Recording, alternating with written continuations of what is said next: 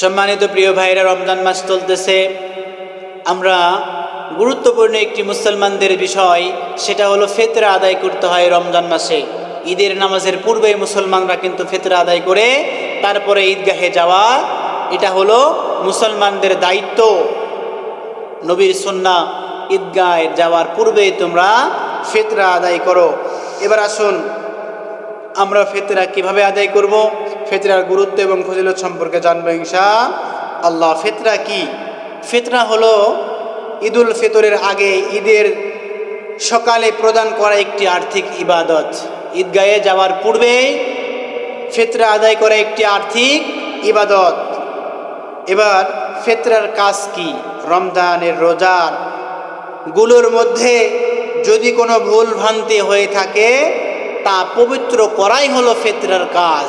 রোজা রাখতে গিয়ে কেউ কি বলতে পারবেন যে আপনার গুনাহ হয় নাই, আপনার ত্রুটি বিচ্যুতি হয় নাই? কেউ বলতে পারবেন? কেউ বলতে পারবেন না। আর বলতে পারবেন না এই কারণেই, কারণ আপনি পাপী, আপনার দ্বারা পাপ হয়, মানুষ মাত্রই ভুল হয়। আর এই ফিতরাই হলো আমার আপনার মধ্যে এই সকল ভুল ভ্রান্তিগুলো থেকে আমার আপনার রোজাকে পরিপূর্ণ করে, হলো এই ফিতরা পবিত্র করে। রাসূল করিম সাল্লাল্লাহু আলাইহি ওয়াসাল্লাম রমজানের রোজা আসমান ও জমিনের মাঝখানে ঝুলে থাকে যতক্ষণ না ফিতরা আদায় করা হয়। আপনি রোজা রেখেছেন, রোজা রাখার পরে আপনি ফিতরা আদায় করেন নাই, আপনার রোজাটা আসমানে গিয়ে ঝুলে থাকবে। ঝুলে থাকা অবস্থায়, ঝুলন্ত অবস্থায় থাকবে যতক্ষণ আপনি ফিতরা আদায় না করবেন। ফিতরা আদায় করলেই আল্লাহর দরবারে সেই রোজাটা কবুল হয়ে যাবে।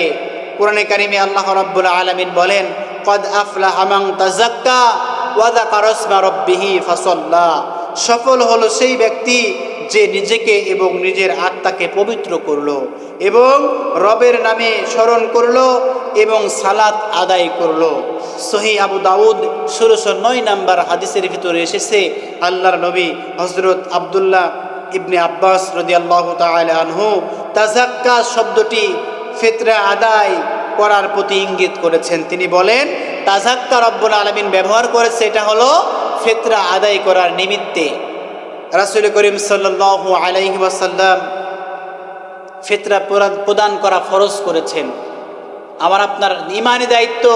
রোজা রাখা যেমন ফরজ, ফিতরা আদায় করাও আমার আপনার উপর ফরজ করেছে, যা রোজাদারের জন্য অপ্রয়োজনীয় কথা ও কাজ থেকে পবিত্রতা এবং দরিদ্রের খাদ্যের সংস্থান হিসাবে কাজ করে।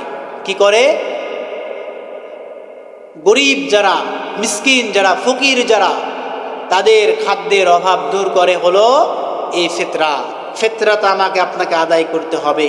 এই হাদিস থেকে বোঝা যায় ফিতরা রোজার পবিত্রতা রক্ষা করে এবং সমাজের অভাবীদের সাহায্য করে।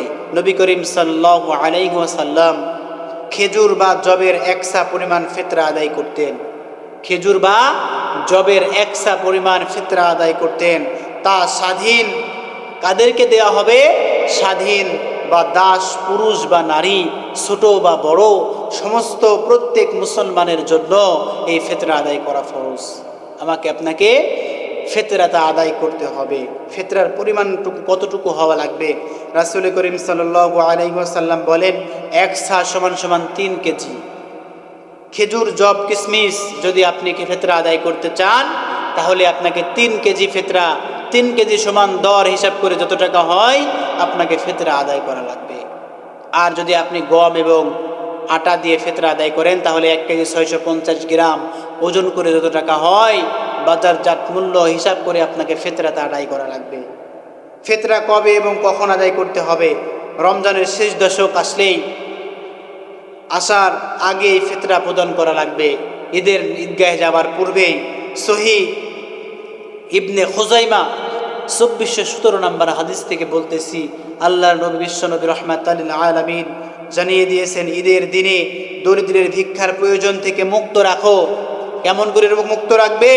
ফিতরা আদায় করে তোমরা ঈদের দিনে গরিবদের ভিক্ষা করা থেকে তোমরা দূরে রাখো। ঈদের দিনে নামাজ পড়তে যাওয়ার আগে যদি কোনো বাচ্চা পৃথিবীতে জন্মগ্রহণ করে, কোনো বাচ্চা পৃথিবীতে ভূমিষ্ঠ হয়, ওই ব্যক্তির উপরেও কিন্তু ফিতরা ফরজ করা হয়েছে। ঈদের পূর্বে যত বান্দা আসবে দুনিয়াতে প্রত্যেকটি ব্যক্তির উপরে ফিতরা আদায় করা ফরজ। ফিতরার টাকা কোথায় ব্যয় করবেন? 5 জায়গায় ফিতরার টাকা আপনি ব্যয় করতে পারবেন। 1 নাম্বার হলো দরিদ্র বা ফকির। যারা দরিদ্র, যারা ফকির, তাদেরকে আপনি ফিতরার টাকাটা দিতে পারবেন। 2 নাম্বার হলো অভাবগ্রস্ত বা মিসকিন, যারা অভাবী, যারা মিসকিন, তাদেরকে আপনি ফিতরার টাকাটা দিতে পারবেন। 3 নাম্বার যারা এতিম, মা বাবা কেউ নাই, ইনকাম করার মতো লোক নাই, আপনি তাদেরকে ফিতরার টাকাটা দিতে পারবেন। 3 নাম্বার এতিম। 4 নাম্বার যারা ঋণগ্রস্ত, আপনার আত্মীয় স্বজন যারা আছে তাদের মাঝখানে যারা ঋণগ্রস্ত আছে, আপনি তাদেরকে ফিতরা দিতে পারবেন। আপনি তাদেরকে ফিতরা দিয়ে আপনার ফিতরাটা আদায় করতে পারবেন। 5 নাম্বার হলো যারা নিজেদের মৌলিক চাহিদা পূরণে অক্ষম, নিজেদের কাজ নিজে করতে পারে না, প্রতিবন্ধী, লোলা, এই সকল ব্যক্তিকে আপনি ফিতরা দিতে পারবেন। আপনি তার উপরে ফিতরা দিয়ে আপনার ফিতরাটা আদায় করতে পারবেন। এবার আপনি কত টাকা দিয়ে ফিতরা আদায় করবেন, কত টাকা কিভাবে দিয়ে আপনি ফিতরা আদায় করবেন? রাজশাহী জেলা, আমরা রাজশাহী জেলার মানুষ, আমাদের ফিতরাটা হলো গম এবং আটা 1 কেজি 650 গ্রাম ওজন করে 60 টাকা দরে আমার আপনার ফিতরাটা হয়েছে 100 টাকা। 100 টাকা দিয়ে আমি আপনি ফিতরাটা আদায় করব। সবাই কিন্তু নয়, যারা দিন আনে দিন খায় তাদের জন্য ফিতরাটা হলো সর্বনিম্ন 100 টাকা। ঢাকাতে বাইতুল মুকাররমের মসজিদের ইমাম আব্দুল মালিক সাহেব তিনি ঘোষণা দিয়েছেন, ও ঢাকাবাসী, ও আমার যারা কথা শুনবেন তারা ফিতরা আদায় করবেন 110 টাকা। 110 টাকা। নিম্ন যারা চাকরিজীবী আছেন তারা জব, খেজুর, কিশমিশ এবং পনির দিয়ে তাদেরকে ফিতরা আদায় করা লাগবে। কতটুকু কিভাবে ফিতরা আদায় করবেন? জব দিয়ে যদি কোনো ব্যক্তি ফিতরা আদায় করতে চায়, 3 কেজি 300 গ্রাম ওজন করে 70 টাকা দরে 231 টাকা হয়, 240 টাকা দিয়ে আপনি ফিতরা আদায় করতে পারবেন। যদি আপনি খেজুর দিয়ে ফিতরা আদায় করেন তাহলে আপনাকে 3 কেজি 300 গ্রাম ওজন করে 700 টাকা দরে 2310 টাকা হয়, আপনি 2310 টাকা দিয়ে আপনি আপনার ফিতরাটা আদায় করতে পারবেন।